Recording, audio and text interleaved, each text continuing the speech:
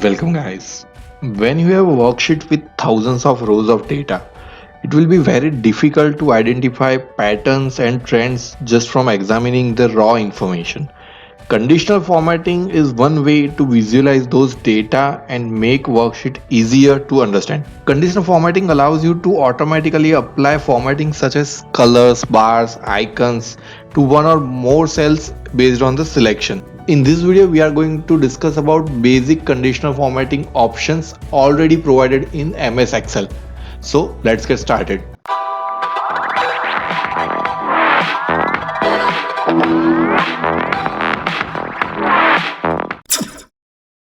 To apply conditional formatting, first you need to select the data you want to apply conditional formatting. Now go to the home tab in that conditional formatting. In that first option is highlight cells rules. So you can see there are few options available in this. So the first option is greater than. Now when I punch greater than, I want to select the data more than 50,000. You can see that whenever I change this field, my data in this options is also changing. So enter the value you want, and you can also change the format you want. So you can just apply the predefined format available here, or you can also apply the custom format. So here I am applying the green format, so I click OK. So you can see this, it is changed. The second option available here is highlight cells rules less than. So if I want to identify values less than 25,000, I can just enter it. You can see it's changed here, and now click OK. So it is formatted. The next option is between. So I want to identify my values between 30,000 to 50,000. So you can see it over here. Here we have applied two conditional formatting in the same cells. So you can apply multiple formatting in the same cells. The next one is equal to. So if you want to identify the values equal to something, so here I want to identify that is equals to 60,000. Then I can just check this and click OK. So here it is applied. So that's the equal to sign. Next one is text that contains. So if I want to mark here all the cells that contains Pradesh, I just want that in yellow. So I can just write it over here and click on OK. So it's formatted. Next one is a date occurring. If I want to identify a date occurring yesterday, there are predefined options over here that this month, all the dates occurring this month, you can see it over here. It is marked.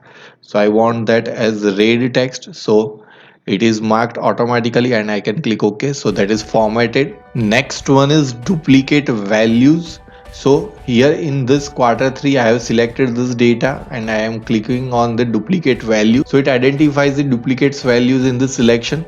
Right now you can see it over here. There are no duplicate values in my selection, so it's not identifying.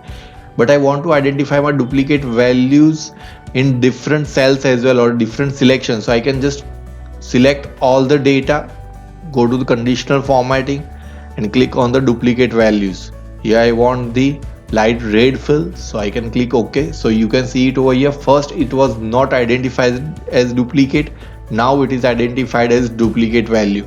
So you can use this to identify duplicate values in your multiple selections as well. The next option is top bottom rules.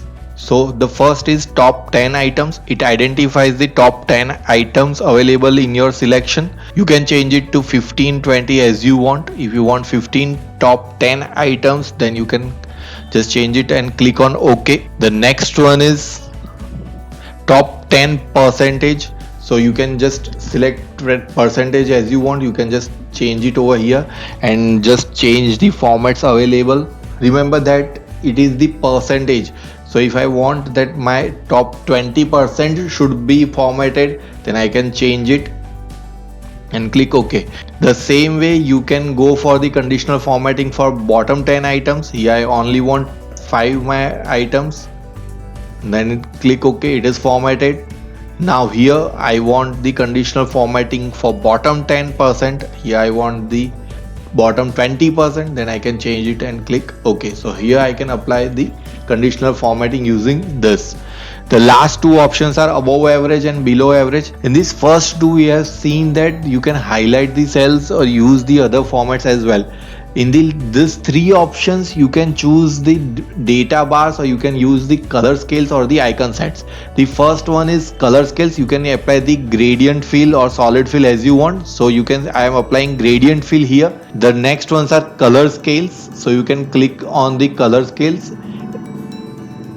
So color scales are applied based on the cell's value. So higher the values, it will be on the red side, and lower the values, it will be green. So if I am applying over here, you can see this is my higher value, so it is applied as red, and these are the lower values, so it is applied as the green. So you can check over here and you can apply it as you want. The next one is icon sets. Here there are icon sets available. You can just click on the icon sets. You can see in the background that it is changing. If I want this icon sets, I can use this. So there are so many things available in conditional formatting. These are some basic things, you can just try it.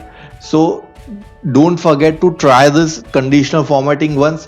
In the next video, we are going to come with how you can use this basic conditional formatting and take it to the advanced level. It will be very beneficial to you. So this was the basic video, guys. Thank you guys. Thanks for watching.